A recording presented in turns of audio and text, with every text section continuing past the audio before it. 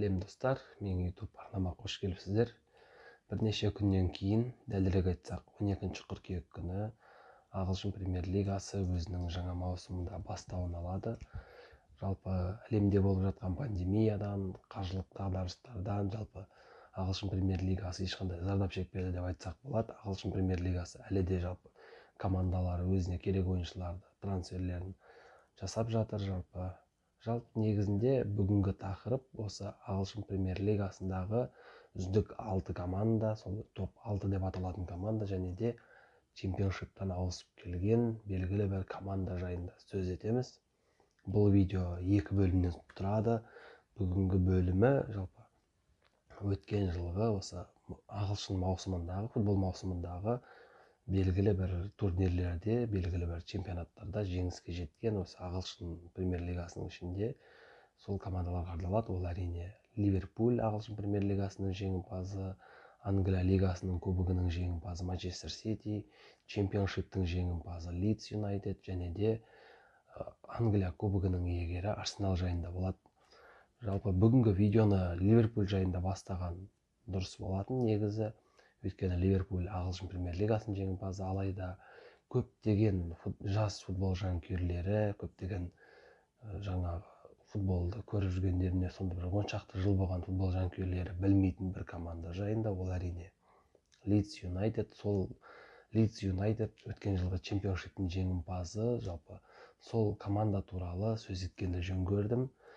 Негізінде бұл команда туралы менде жеке бір влог шыққан болатын, алайда тым ұзақ.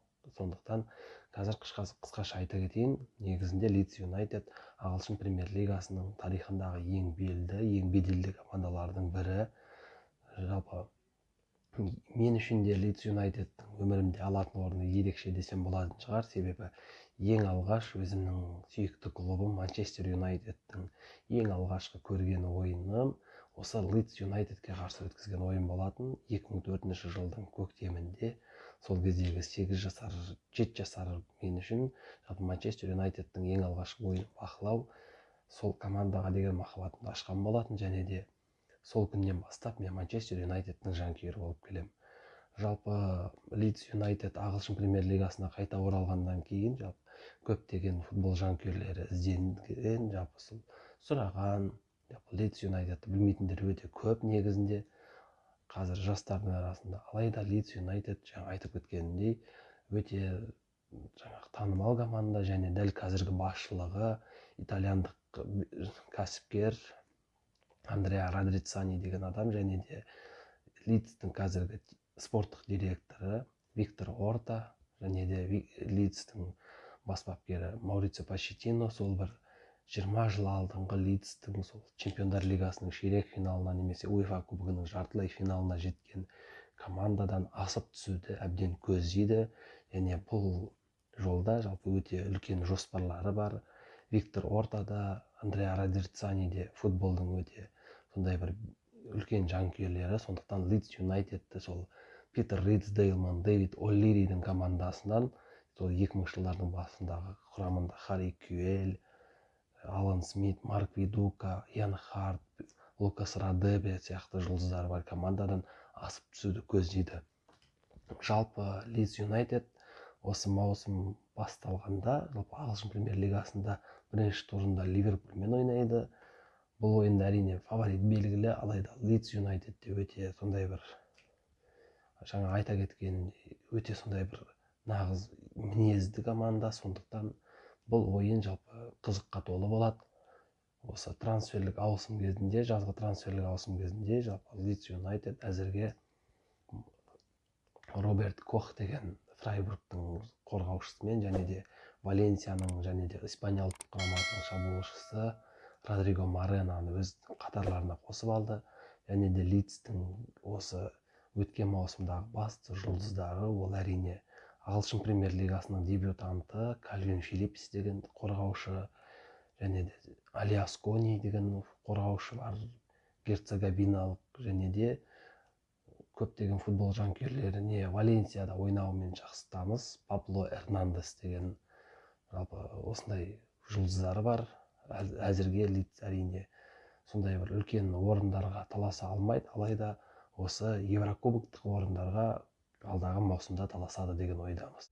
Әрине Лидс Юнайтед жайында айтқан кезде міндетті түрде Лидс Юнайтедтің ағылшын премьер-лигасындағы басты қарсыласы Манчестер Юнайтед жайында сөз кететіні белгілі.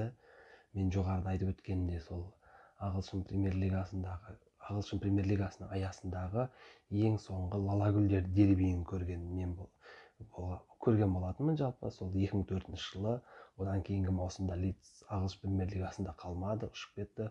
Содан мінекей араға 16 жыл салып енді қайта оралып отыр. Негізі Манчестер Юнайтедтің де Лидстің де жалпы өздеріне деген қарама-қайшылығы өте жоғары. Сондықтан бұл ойын сэр Алекс Фергюсонның өзі айтқандай, жалпы Ливерпуль мен Манчестер Юнайтедтің ойыны қанша қызық болса да, ол жаңағы орысша айтқанда страсть жағынан Лидс пен Манчестер Юнайтедтің деңгейіне жетпейді деген болатын. Сол сияқты енді биыл көптеген футбол жанкүйерлері сол жаңағы қарсыластықпен жалпы жақын танысады деген ойдамын. Лидс пен Манчестер Юнайтед биылғы маусымда жалпы кездесетін болады және бұл әрине тартысқа толы ойын болатыны сөзсіз. Келесі сөз ететін командамыз өткен жылғы ағылшын кубогының жеңімпазы және биылғы осы маусым алдында өткен ағылшын суперкубогының жеңімпазы лондондық Арсенал жайында өтпек. Жалпы негізінде айта кететін жайт, көптеген футбол жанкүйерлер арасында байқағаным, инерция өте мықты және әлі күнге осы Арсеналды өткен жылғы күздегі Арсеналмен қатты салыстырып жатады. Негізінде қазіргі Арсенал, Микель Артета құрып жатқан Арсенал жалпы өте өткен жылғы Унай Эмеридің Арсеналынан қарағанда өте қатты айырмашылық бар. Себебі Микель Артета осы командаға келген жарты жылдың ішінде өзінің нәтижесін көрсетті. Манчестер Юнайтедті де, Манчестер Ситиде де, Юрген Клопптың Ливерпулін 2 рет, Челсиде де ағылшын кубогының финалында жеңді. Жалпы Арсенал сол бір өзінің дәл қазір өте сондай бір өзінің тұрақты ойынын тауып, өзінің жолына түсіп келе жатқан команда және де осы тұста біз сол өзім көріп кеткен сол 2000 жылдардың басындағы құрамында Терри Анри, Роберт Пирес және Денис Беркам сияқты жұлдыздар бар Арсеналға енді ұқсап келе жатқан сияқты. Ойын үлгісімен және де Арсеналдың басқа клубтардан бір айырмашылығы дәл бапкер Микель Артетаның ол ағылшын кубогының финалында Лэмпардке қарсы ойнағанда да, ағылшын суперкубогының финалында да байқалған нәрсе, Арсенал өте психологиялық мықты. Жалпы Артета өзінің қол астындағы жас ойыншылар, сол Рейс Нелсон, Букайо Сака, сол Эдди Nketiah сияқты ойыншыларға өте сондай бір психологиялық басымдықты қатты беретіндігі. Англия кубогының жартылай финалында Ситиге қарсы ойнады, Англия кубогының финалында Лэмпардтың Челсиге қарсы да және Англия суперкубогында Юрген Клоппқа қарсы да дәл осы психологиялық үстемдікпен жеңіп кеткен сияқты. Негізі жалпы психологиялық қазір Микель Артета өте керемет бапкер деп санаймын өзім және болашағынан үлкен үміт күттіретін жалпы сол Арсеналды өзінің жоғары деңгейіне жеткізе алатын бапкердің бірі деп ойлаймын жалпы. Және бұл жерде Арсеналдың трансферлері жайында айта кетсек, Арсеналдан осы трансферлік ауысым кезінде 2 бірдей орталық қорғаушы сатып алды. Өздеріңіз білетіндей, бірі Сент-Этьеннің қорғаушысы Вильям Салиба болса, екіншісі Лильдің қорғаушысы жалпы осы Габриэль Магалиас жалпы. Және де Микель Артетаның осы өзінің құрамында шабуылшылары да, шабуылдық шептегі ойыншылар да, қорғаныс шептегі ойыншылар да, жартылай қорғаныс шептегі ойыншылар да жалпы енді өзінің сондай бір тұрақты орнын тауып келе жатыр. Ол Букайо Сака да мысалы негізгі құрамнан жақсы орын алып келе жатыр. Ол басқа да ойыншылар, мысалы Рейс Нелсон де жас, жалпы сондай Пабло Мари енді мысалы Энсли Мейтленд-Найлспен келісім шартты ұзартайын деп жатыр. Жалпы дәл қазір Арсенал өте сондай бір дұрыс жолға түсті және Арсенал болашақта жалпы топ клубтың деңгейіне жақындап, сол өзінің кезінде Европаны шулатқан 49 ойын қатарынан жеңілмеген Арсен Венгердің сол бір жеңілмейтін Арсеналына ұқсап келе жатыр. Және келесі кезекте айтатын команда ол әрине Манчестер Сити. Негізінде осы жерде айта кететін жайт, Манчестер Сити де, Ливерпуль де жалпы өткен маусымдағы алғашқы 2 орында алған командалар жалпы құрамында аса қатты өзгеріс бола қойған жоқ. Жалпы Манчестер Ситидің басты өзгерісі әрине ол команданың атаңызға айналған жартылай қорғаушысы Давид Сильваның командадан кетуі. Еркін агент ретінде Давид Сильва дәл қазір Сан Себастьян Реал Сосьедад клубына ауысты және оның орнына тез жаңағы сол орнына ойыншы тапты Пеп Гвардиола. Жалпы оның орнына Валенсияның жартылай қорғаушысы Ферран Торрес барды. Жалпы Ферран Торрес те 21 номерді алды. Сол Давид Сильва ойнаған кезінде Давид Сильваның өзі де 2010 жылы өткен кезде дәл осы Валенсия құрамынан ауысқан болатын, естеріңізде болса.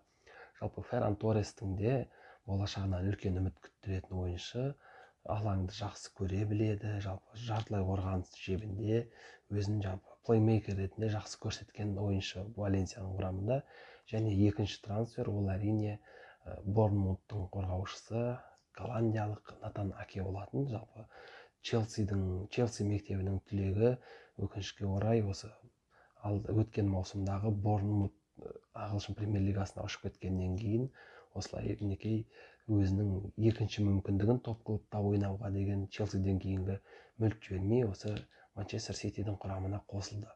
Жалпы бұл тұста айта кететін тағы бір нәрсе, Манчестер Сити өткен маусымда Англия Лига кубогын жеңгеннен кейін ештеңе жеңе алмады. Алайда Манчестер Ситидің мықты клуб екені дәл қазір ешкімге сондай бір құпия емес. Жалпы өткен маусымда ішкі біріншілікте жалпы талас жүргізе алмағанның ол Манчестер Ситидің әлсіздігі емес, ол Манчестер Ситидің приоритетінің көбірек Европаға берілгеніне байланысты. Ал енді Европада Манчестер Сити жеңіске жету үшін негізінен ол қымбат ойыншыларды сатып алу әрине дұрыс, бірақ кішкене өз мектебінің түлектерін де шығарса дұрыс болар еді деп ойлаймын. Әзірге Хосеп Гвардиола сол бір Хави Гарсияны, жоқ кешіресіз Эрик Гарсияны негізгі құрамға алып келіп жүр, жалпы басқа да жас ойыншыларды. Алайда ойып орын алатын дәл қазір негізгі құрамда Манчестер Ситидің өзінің сол бір тәрбиеленушісінің жоқтығы деп ойлаймын. Жалпы кезінде Манчестер Сити құрамынан шыққан мысалы Шон Райт Филлипс немесе Дариус Вазель сияқты ойыншылар Манчестер Ситиге дәл қазір керек-ақ, себебі олар Ситидің сол бір кеудесіндегі белгісінің жалпы не екенін сезе алатын ойыншы керек.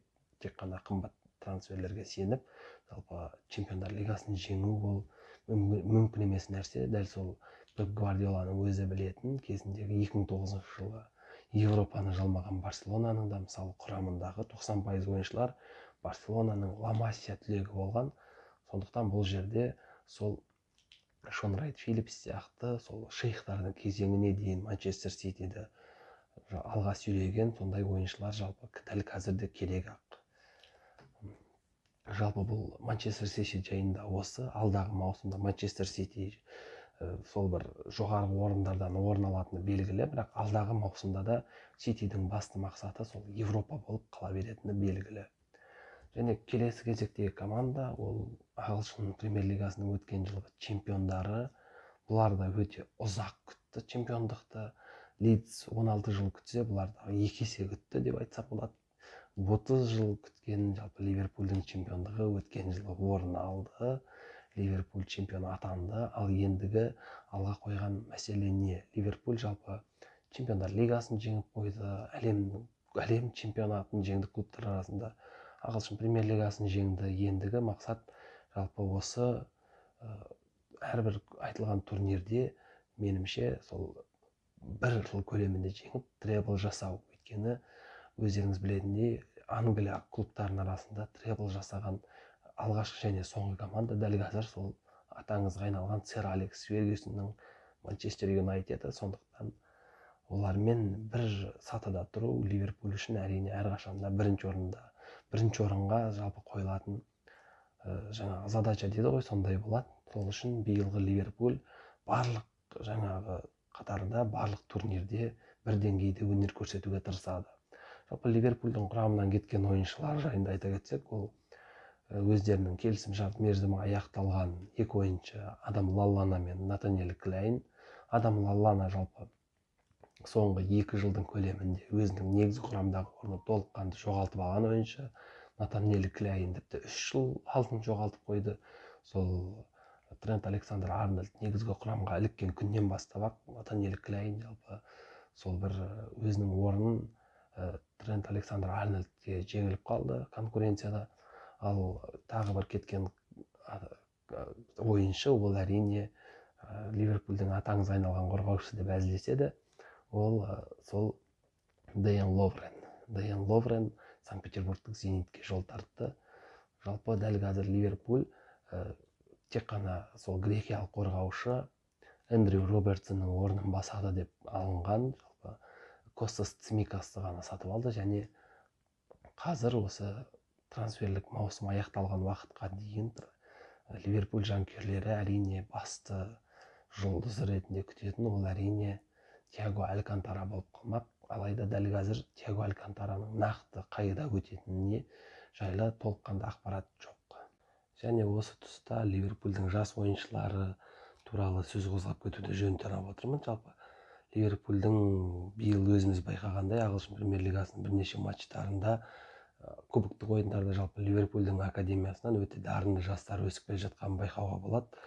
Жалпы солардың ішінде жалпы бірден бірге орынды ерекше бөліп алатын үш ойыншы, ол әрине болашақта Стивен Джеррард, Джордан Хендерсон сияқты команданың аңыз ойыншыларына айналады деген үлкен үміт күттіретін Кертис Джонс. Жалпы Кертис Джонсқа тіпті қазірдің өзі жас болғанына қарамай сол бір Стивен Джеррардтың өзінің мансабының басында ойнаған 17-ші номерді тапсырып қойды. Биылғы 2020-2021 маусымды жалпы сол номерде ойнайтын болады. Кейін тағы бір Ливерпульдің дарынды қорғаушыларының бірі ол Неко Уильямс, өзінің жастығына қарамай Уэльс ұлттық құрамасына шақыртылуы алып, осы ұлттар лигасының бірінші турында тіпті бірнеше жаңағы нәтижелілігімен көзге түсіп үлгерді. Және де тағы бір Ливерпульдің жас ойыншысы, ол әрине 17 жасар, жасында жарқылдап жүрген және тағы да болашағына үлкен үміт күттіретін, тіпті өткен жылы осы Ливерпульге өту үшін Мадридтік Реалдың өзінің ұсынысынан бас тартқан сол Харви Эллиот. Жалпы осы үш ойыншы туралы Юрген Клопп та, команданың үлкен ардагерлері де жалпы өте жақсы сөздер айтады, және осы үшеуінен болашақта үлкен үміт күттіреді деген жалпы үміт бар. Бүгінгі видео осылай қысқа нұсқа. Бірінші жоғарыда айта кеткендей, бұл ағылшын премьер-лигасының топ командалары жайында бірінші видео.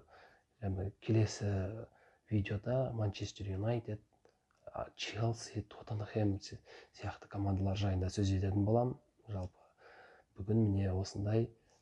Егер менің видеоларым сізге ұнап жатса, лайк басып арнаға тіркеліп кетсеңіздер деймін. Және өздеріңіздің достарыңызбен менің арнам туралы бөліссеңіздер.